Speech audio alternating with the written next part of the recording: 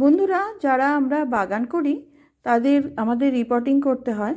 ছোট গাছ রিপোর্টিং করার সময় কোনো সমস্যা হয় না, কিন্তু এই বড় গাছ রিপোর্টিং করার সময় গাছের ডাল ভেঙে যেতে পারে।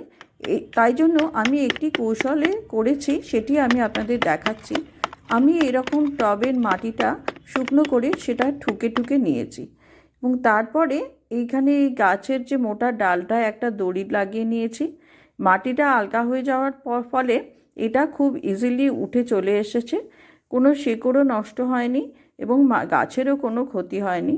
নাহলে গাছকে আমরা অন্য গাছের মতো রিপোর্টিং করতে গেলে ডাল ভেঙে যেত এবং শিকড়েরও ক্ষতি হতো। এরমভাবে আমি গাছটা বসিয়ে দিয়েছি এবং চারিদিক থেকে মাটি দিয়ে আবার গাছটাকে পূরণ করে নিয়েছি মাটি ফেলে। এইভাবে আমি একটা কৌশলে এই বড় গাছকে রিপোর্টিং করলাম, তাই আপনাদের সঙ্গে ভিডিওটা শেয়ার করলাম। আবার